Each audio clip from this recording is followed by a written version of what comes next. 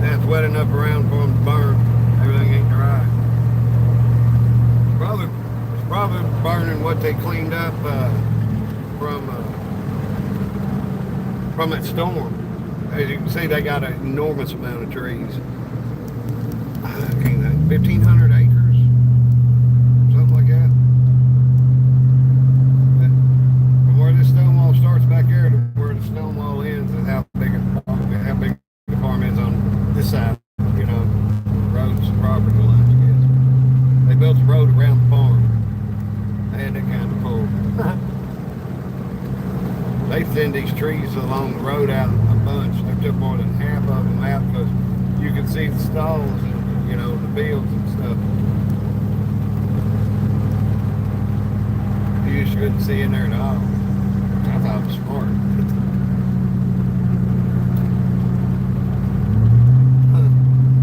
It smelled like a house burning, you know, it smelled like brush burning, like wood.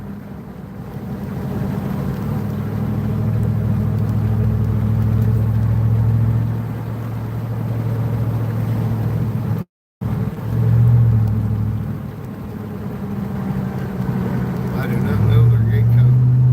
I didn't work for them. I did work for Lapa Farm because Dad did all their heating and cooling stuff when we was growing up. So Ricky called me after my dad passed away. Like it used to go on that farm, but there wasn't no gates locked and, you know, codes like that.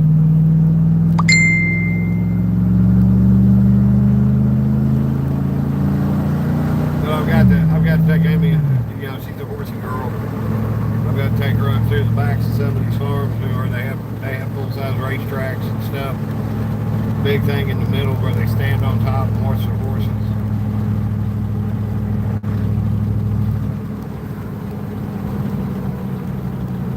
I asked Carson Jr. one day if my little girl was the preteen bear queen, and Amy's sister was the reigning state Miss Kentucky Shining Star. And we wanted to get pictures of them out there, you know, with the grass grown up and everything. Arthur Jr., he said, sure, that wouldn't be a problem. He asked Dad, and he said, maybe I said, no, he said his dad didn't want to get into people coming out there and doing that and everything. And I'm like, I can see that.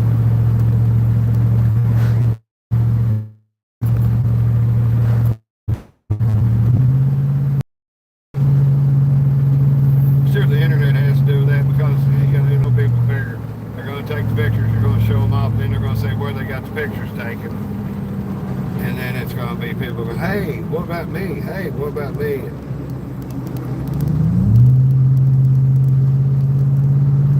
Where Dad's company did HVAC work, we did a lot of restaurants and pubs and stuff, putting exhaust hoods in, doing their heating and air, doing the makeup air for the hoods and stuff. So I knew all the owners of all these places, and some of the restaurants were the nicest places in Lexington. And I'd take somebody out to eat, and the owner would send me there with a date, and he would send the waiter over, or he would come over himself and go, sir, I'll be taking, you know, I'm sitting in. The owner, he said, I'll be taking care of your ticket tonight for you. Y'all have a nice night, and you ought to see the look on the people's faces with me. I'm like 17 years old. I had pretty good. I'd have had it better if Dad hadn't been so goddamn loud. I got to do a lot of stuff normal people don't do. You know, just average person. You know, they get up, go to work, come home. I guess doing the pubs and shit after I got older, after I was in my 20s, then I got to still doing work for them and stuff. Come home, work back and work for Dad. And that's when the cocaine got really bad. I'll tell you, it's a diet Jenny Craig can't touch.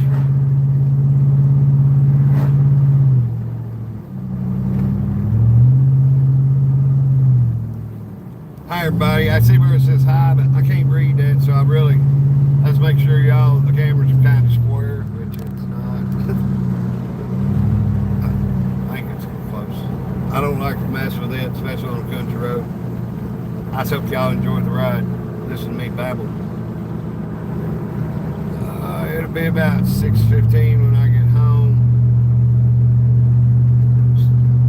Eat.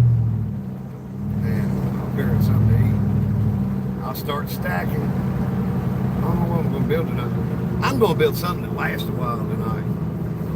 The only reason that thing lasted 13 minutes last night was I probably talked 7. I don't know, man. You look at A&B channel and stuff, all them huge towers and everything. See, the thing is with the bigger the tower, the less space it has to move to the edge or whatever. So it don't, take them towers they start mashing them flat. I've got the edge set up steep, and I think that's what's causing it. I thought setting the edge up steeper would make it tougher. And it's steadily kicking them back.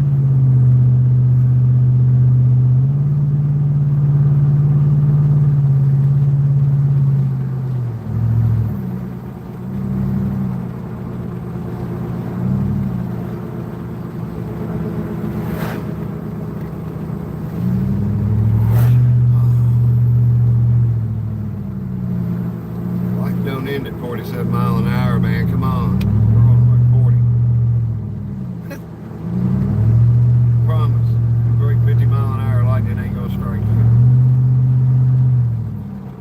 Man, poker chips are in reality are a pain in the butt to do, because I gotta separate the quarters from them every pull, and it takes forever. Like the videos you see on YouTube, they've edited like 10 minutes out. Every 10-15 minutes of separating that stuff. And I don't have enough quarters to just keep faking like I'm shoveling quarters in. When I get back on Frankenstein on the other one, it's the one I can do chips on. I ain't gonna build it. I ain't saying I ain't never gonna build no chip towers again or nothing. I used to do them all the time, but it's like, I like building the stuff out of the quarters. Some stuff with chips goes a lot quicker. It goes a lot quicker.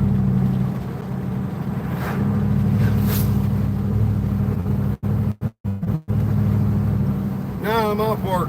I just got through, I was off work a while back, but a while ago, and a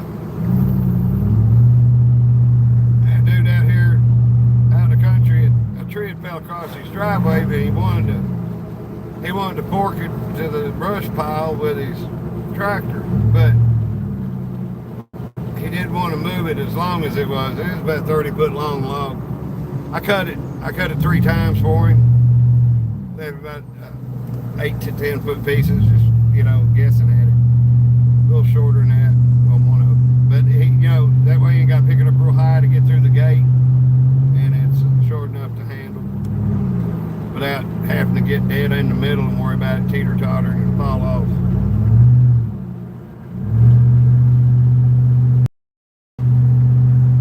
Do not cut with a chainsaw barefoot. Don't care what I do. You all don't do it. I said, feel like all I have is Crocs anyway. It's not going to make any difference. Just got, I was cutting a big log, so it's like, ain't like I'm cutting a brush. That's when you got to worry about it. One branch throw you off one way, or it bind up and it comes sideways. I've got the edge of my boot before at the sole. Lucky if it had been the leather and a new chain, it would probably cut the side of my foot wide open. About, I don't know, 7-8 years ago, I almost cut my leg off with a chainsaw. It was on Facebook.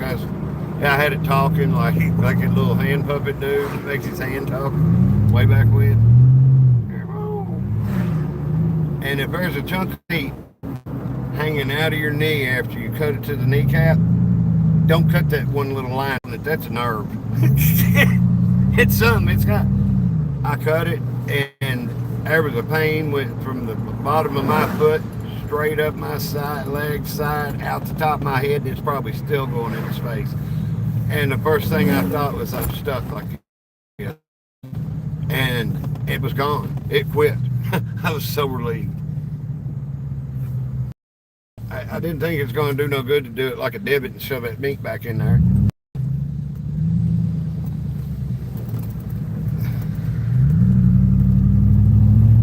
I'm doing okay, Clutch. Last night was good. Not quite as big a tire as normal. It's probably about 16 to 1800 quarters in it, but I had to start late. I got off work, got home at 7, started working on the tire, and then Amy, I had supper. I hate eating that late, but I was hungry. Usually when I eat that late, it's a bowl of ice cream or Cheerios. I should stick with the Cheerios. Cheerios with brown sugar. Breakfast of champions. Even at midnight. I used to eat Cheerios every night when I lived by myself. When me and Amy got together, she said I smelled like Cheerios. That's funny. I don't doubt it. You take a drunk alcoholic drinking early times, the next day you smell early times coming out of it. Jack Daniels, whatever. Wild turkey, I love wild turkey. But it's 10-foot tall, bulletproof, amnesia, and will travel. I'm like a virus. I can be airborne in a second. So, I kind of, after that third time going to jail thinking I could drink wild turkey still, I switched to early times. And I made up, Jeff Foxworthy shit come out, you're a redneck hip. And it was like, you're a redneck if your favorite drink is early times in LA. Soda pop I always got.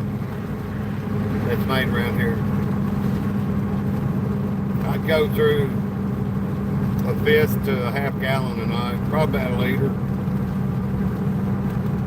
A half gallon lasts me 2 nights, and if I got on a tear, somebody was over and we sitting there drinking and talking and laughing, telling stories, I'd drink most of a half gallon. Did that for several years. Then I got to where I was just drinking beer. But that was just drinking beer, but I was drinking 30, 40 of them a day. I didn't suffer hangovers because I'd dig in the cooler and pop on a Bud Light or a Bush beer, whatever I had in the cooler. Some of the crew drink Bud. I'd say in the mornings. I hate waking up and having to drink a Budweiser. It's awful strong in the morning. When that head's throbbing and you probably be sick, it's like, I know what to do. Didn't take me long to get to that point because I knew what cured a hangover, so I just drank next morning. You couldn't smell no worse than you already smelled after drinking that much.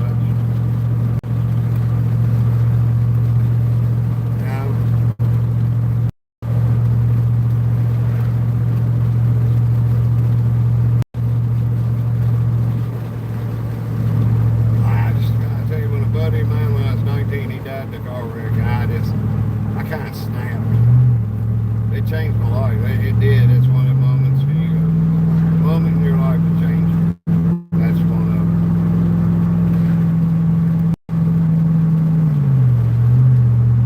I had a surgery operation. He died the night before I had my surgery the next morning early. I won't go into the whole story, but he didn't show up. Dad was running a job at UK.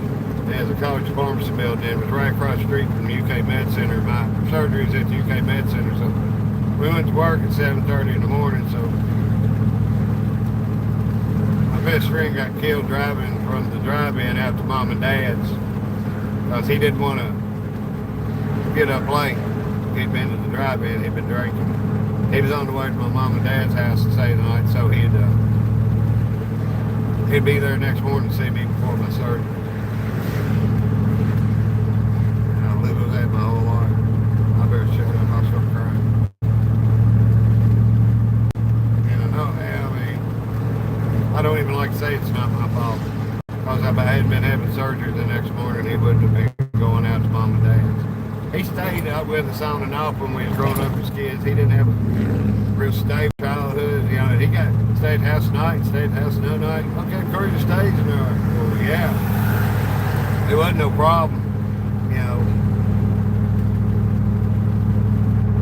And he wrecked in the car I grew up driving to school and stuff. The little Renault car. Now in Clintonville Road I lived on, so he's going out, there's a curve, and if you miss the curve, there's a great big tree, and I don't know if he dozed off,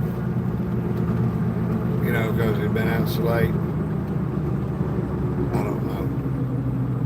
But they kept me overnight for a hernia surgery, and my mom was acting weird all night. Like Miss America contest was on, chicks dig that shit. I was like, well, let's watch Miss. Mom said, hey, you don't need to watch any TV, and I'm like, let's watch Miss America. We ain't gonna watch nothing I like. I care less right now. I'm hiring hell. And she was like, no. And she was worried about me seeing the news. You know, he'd been there. They found him the next afternoon. He didn't show up for work, and all the guys knew he was going to be there to me, you know, so they'd send me off to hernia surgery land.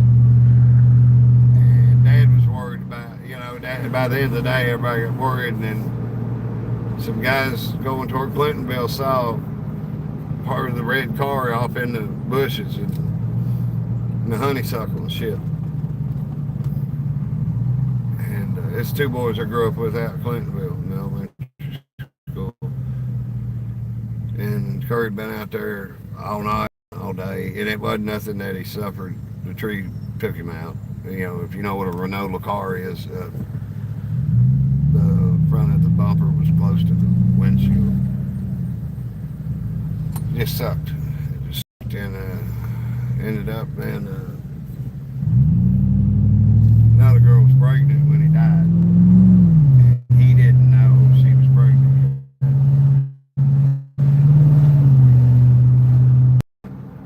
Yeah.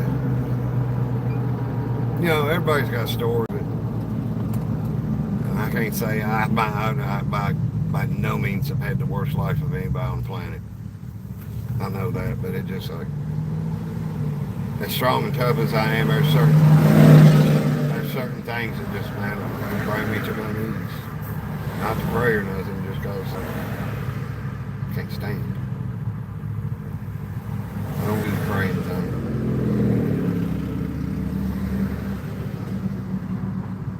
I don't get the benefits of His comfort and grace, and I don't have to deal with being smitten, smoked, whatever it calls it. God's the biggest mass murderer there ever was reading the Bible.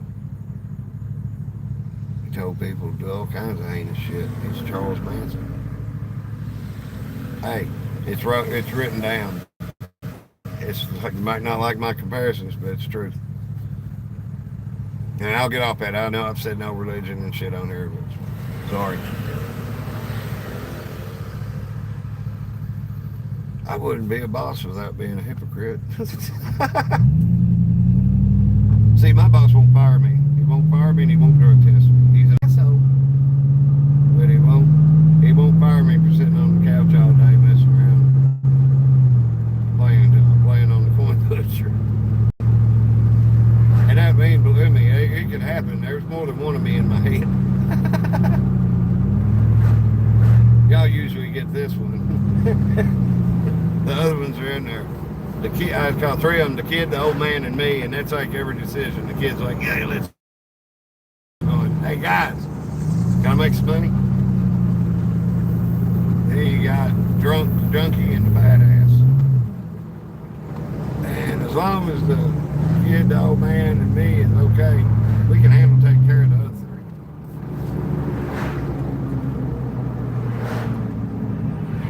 But anyway, I'm gonna get home again. I remembered I got the trailer, so that's why I say I'm all go. Okay, I'm whining out. I think everybody should be able to drive a standard. I think everybody should be able to parallel park a vehicle with a trailer.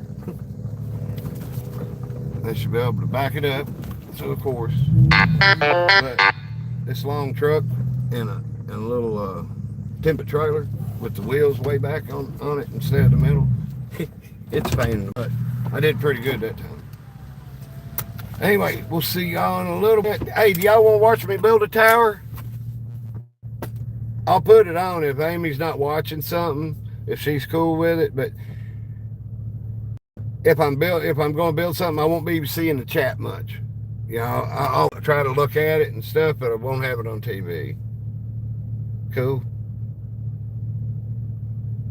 I like having y'all to talk to while I'm driving by myself. Hypocrites. Hypocrites.